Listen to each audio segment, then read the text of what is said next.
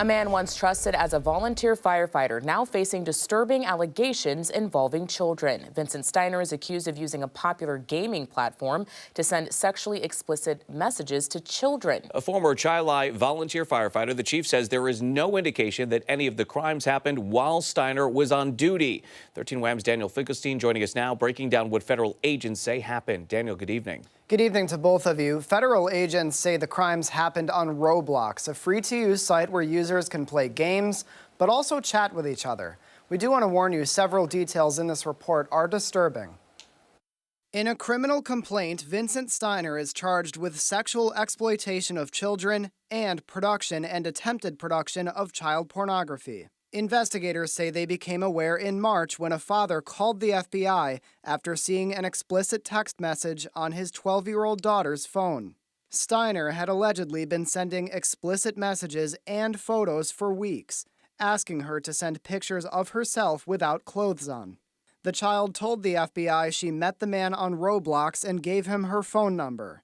She said the man was a volunteer firefighter who lives in New York. A search of the child's cell phone revealed several sexually graphic text messages dating back to mid-January. State police who are not involved in this investigation have been warning parents about Roblox and the potential dangers for young users. I know that some of the main concerns with Roblox is there's a chat function in there, and if you don't turn that off, then essentially someone could portray themselves as a 15-year-old kid or 13-year-old kid and start communicating with your child.